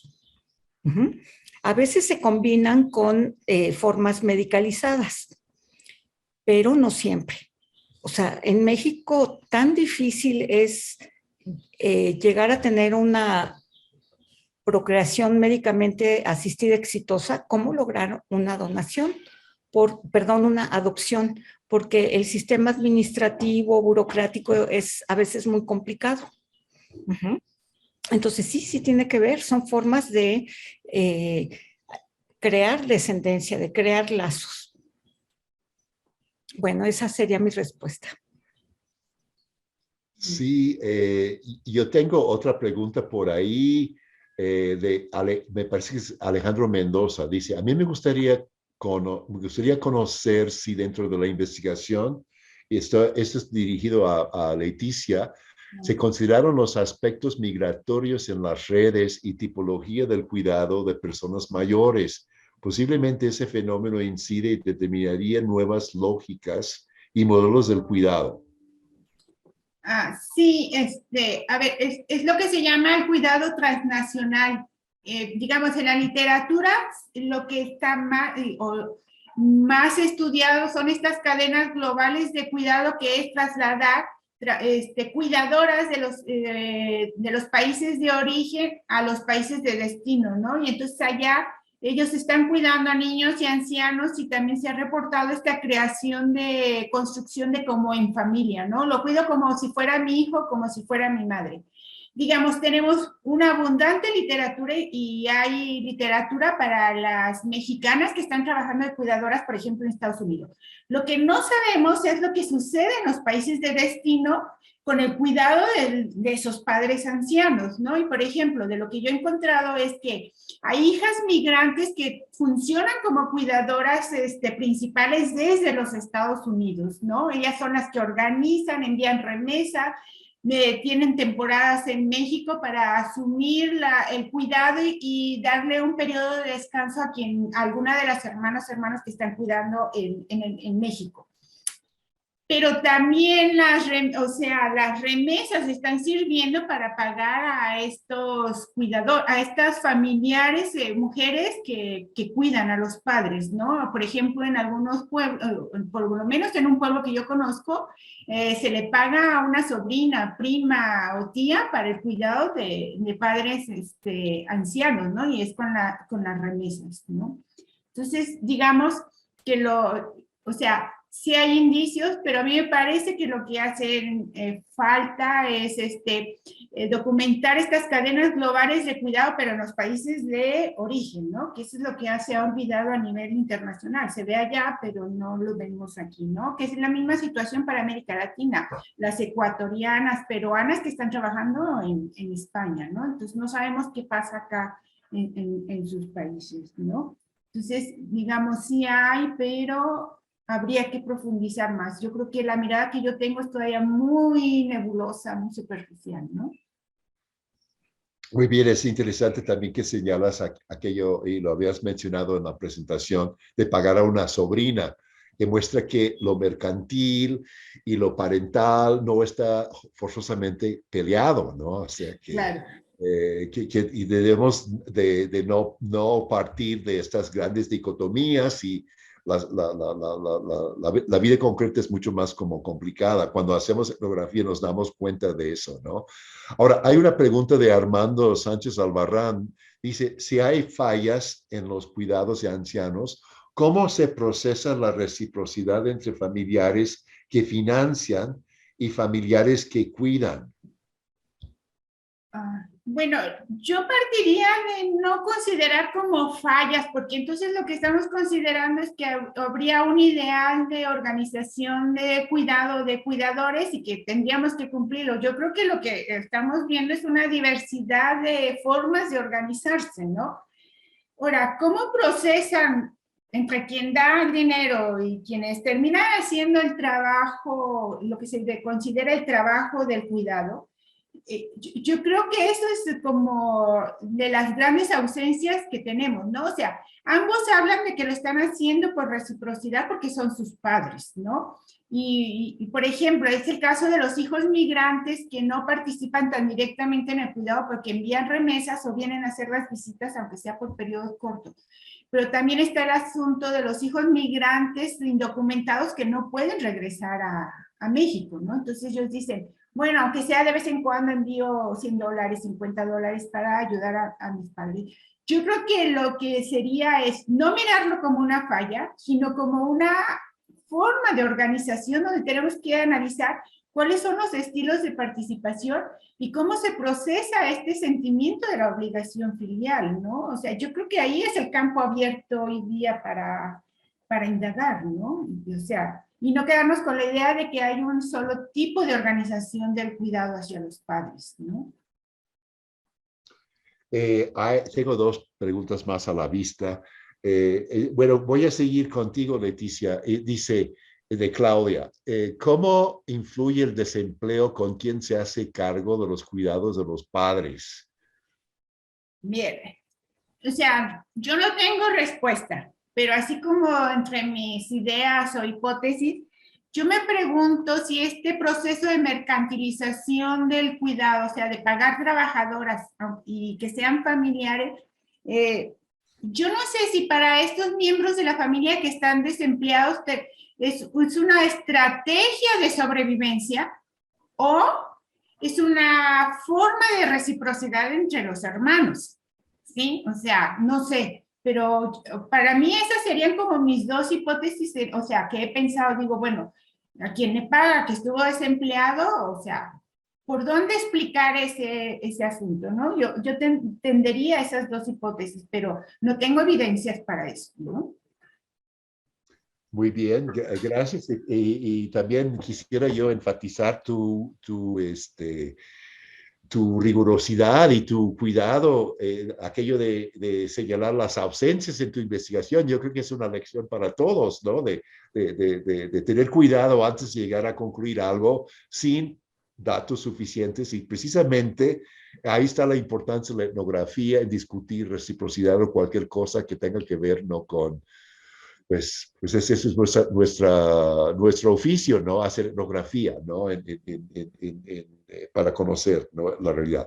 Y bueno, hay aquí una pregunta de Jaime Carrión, un comentario y pregunta, dice, excelente y sugerente la presentación de la doctora Olavarría. Uno de los señalamientos que se han hecho para caracterizar la modernidad es la ausencia de sacralidad. ¿Será eso cierto cuando vemos que en esta expresión del transhumanismo existen espacios que están teñidas de sacralidad? ¿Será que existe una cosmología la cual podría otorgar tintes particulares al don, al valor y al mismo intercambio? ¿Qué piensas? Ay, esta última pregunta me parece muy, muy difícil de responder con mis datos. Yo pensaría como Latour, que nunca hemos sido modernos. O sea, esta dimensión de lo sagrado está presente y puse énfasis en esta charla sobre esta idea de que el hijo, la descendencia actualmente ya representa una especie de trascendencia. Si se fijaron en las fotos de las clínicas de los niños cumplen sueños, pero no nada más en México, donde podríamos decir que conviven sistemas pre y posmodernos. En la captura de pantalla del banco de semen en Dinamarca, dice, aquí podrás cumplir tu sueño, si se fijaron en la captura de pantalla. Entonces yo creo que estamos hablando de lo mismo. Sí, yo no pondría a los premodernos en un estanco y a todo esto. O sea, la intervención tecnológica no hace más que desplazar a algunos sujetos, ¿no? Pero las creencias, yo digo que siguen igual, y sobre todo este culto a la identidad genética, ¿verdad? Es decir, se critica mucho a los usuarios y a toda la industria de la reproducción asistida, médicamente asistida, de genetizar, ¿no? La pregunta más frecuente que me hacen es, ¿y por qué todas las personas no van y adoptan niños en lugar de buscarlos de probeta, ¿no? Y entonces yo digo, ¿por qué no son lo mismo? ¿Sí? porque también estas personas son vulnerables. Los padres y madres de intención llevan años buscando y tampoco pueden ser elegibles todos para adoptar. O sea, también hay criterios que permiten a parejas y a personas adoptar niños. Y además en la idiosincrasia mexicana no está muy presente la idea de adoptar. ¿Sí? Entonces, bueno, por ahí iba mi respuesta y quisiera aprovechar también para comentar la cuestión de los nuevos parentescos no consanguíneos. Claro, todo esto abre la puerta a unos cambios realmente revolucionarios en el parentesco, que podría ser la posibilidad de que se tengan dos padres o dos madres o más genéticas. O sea, existe ya, y ya han nacido niños desde 2017 con reemplazo mitocondrial. Es decir, no solo tienes a tu padre genético, a tu padre social, a tu madre biológica gestacional, no. Ya en el cromosoma ovárico pueden participar dos o más personas. Es decir, uno ya puede tener dos madres genéticas. Entonces, la posibilidad de la coparentalidad y de la pluriparentalidad ya no es únicamente en cuanto a quienes proveen el cuidado, sino ya es literal. Y sobre esta cuestión del cuidado también está muy relacionada porque los flujos, estos flujos de cuidado transnacional coinciden con el flujo de las gestantes sustitutas. Es decir, también hay estas mujeres que expulsa a manera de migrantes México y otros países que van a Estados Unidos como gestantes sustitutas.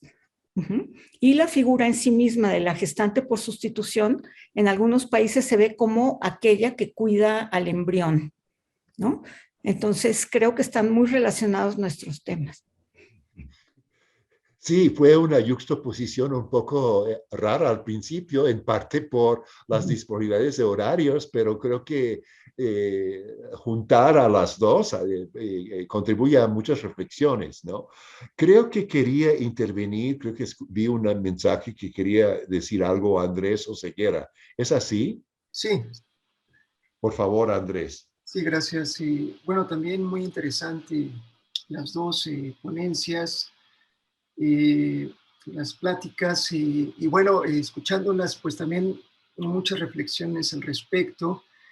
El trabajo de Leticia me llamó mucho la atención precisamente porque en la actualidad estoy dirigiendo a una chica de la maestría en antropología social relacionada precisamente con este tema del cuidado. Y ella lo está trabajando desde el punto de vista de la soledad. Es decir, qué implicaciones cognitivas y afectivas implica la soledad. Y si la soledad podría pensarse como algo negativo necesariamente, o es algo que viene de afuera de los ancianos o la gente adulta, que busca tal vez en algún momento, pues ya hice mi trabajo en toda la vida y pues ya no quiero tanta presencia, ¿no? Entonces, ¿qué tanto es una necesidad de los que están de afuera, que quieren cuidar, se sienten con la obligación por sus lazos consanguíneos de cuidar a sus parientes, mientras que habrá algunos personas mayores que dicen, pues ya, o sea, ya es el momento, quiero estar solo, ¿no? Tal vez podría haber casos en este sentido de una búsqueda de soledad. Y también pensar que mucho del cuidado varía muchísimo con respecto a qué tipo de enfermedad pueda tener un adulto mayor, ¿no? No es lo mismo cuidar a una persona que pues tiene dificultades de movimiento físico a una persona que tiene Alzheimer, ¿no? Es totalmente distinto. Y este tipo de enfermedad biológica determina mucho quién no puede cuidar, ¿no? Entonces, creo que son elementos que podrían considerarse para hablar efectivamente de esta reciprocidad. Y con respecto a María Eugenia, pues también muy interesante, es un tema también que pues me sorprende. aquí tengo tu libro, por cierto, que lo tengo que leer, todavía no lo leo, pero ahí voy. Me llama mucho la atención en este proceso en el cual se acerca una pareja y busca una fertilidad, ¿no? In vitro, ¿no? Procrear. No sé si has indagado en este cambio precisamente de la concepción de la pareja misma, de cómo es la procreación. ¿Cuáles son las ideas previas que tenían y cómo después de que hubo una inducción de información biológica, dicen, no, pues es que, qué bárbaro, o sea, pues sí, sí se puede y es por acá. Y lo digo porque me parece que previo a esta inducción podría haber otros conceptos o ideas sobre la procreación que no se borran del todo. Por ejemplo, el asunto de la sangre. La sangre como un elemento simbólico también muy importante que está presente y que incide precisamente después incluso de la procreación in vitro. O sea, no se borra completamente esta idea de que la sangre tiene algo que ver y por lo tanto tiene derivaciones posteriores en si busco o no a mi padre o a mi madre, o si me voy a llevar bien con mis padres que no son mis padres biológicos, etcétera, ¿no? Creo que abre muchas ventanas, o no sé si lo has indagado por ahí. Ay, pues gracias, Andrés. Bueno, primero le tocaba a Leticia, ¿verdad? O sea, nada más dos comentarios. Yo creo que o sea, lo de la soledad, o sea, ellos dicen que hay que diferenciar entre sentirse solo y estar solo, ¿no? Que yo creo que es una diferencia importante porque hay ancianos que se sienten solos a pesar de estar correcibiendo con la familia, ¿no?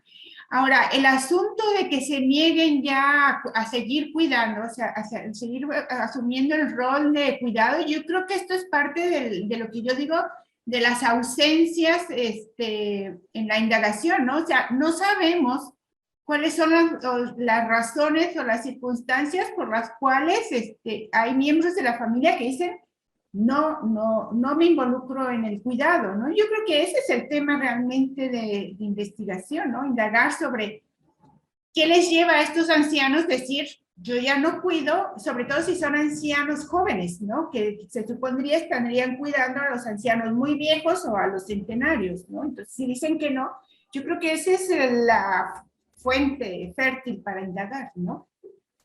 Sí, si quieres agregar bueno, algo. rápido para comentar lo de Andrés. Es decir, que si persisten ideas como la sangre, lo que hemos presenciado es que, bueno, este valor diferencial de las sustancias del parentesco es muy importante. Es decir, primero hay una resistencia de las parejas a recibir gametos o gestación. ¿Sí? O sea, los que primero se niegan a recibir semen donado son los varones. ¿Sí? Eso, estoy hablando de etnografía en México, ¿sí? De la que hicimos en clínicas y con entrevistas de parejas y de personas, ¿sí? Y en las clases más altas, igual las esposas también se niegan a ser inseminadas, por ejemplo, o aún in vitro, con esperma de una persona tercera. O sea, hay un fantasma como del adulterio o una cosa así. Con las mujeres pasa distinto. O sea, si hay la posibilidad de gestar ellas y de que les sea implantado un tejido embrionario sin sus óvulos, ellas dicen, bueno, igual yo lo voy a llevar en el vientre, o al revés. ¿Sí? Es decir, las mujeres tienen más posibilidades de construir. Ahora, lo que sí es que cuando ya estas carreras en busca de la fertilidad se prolongan, los hombres declinan antes que las mujeres. O sea, los hombres dicen, yo ya nada más lo hago para darle gusto a mi pareja. ¿Sí? Ahora, quienes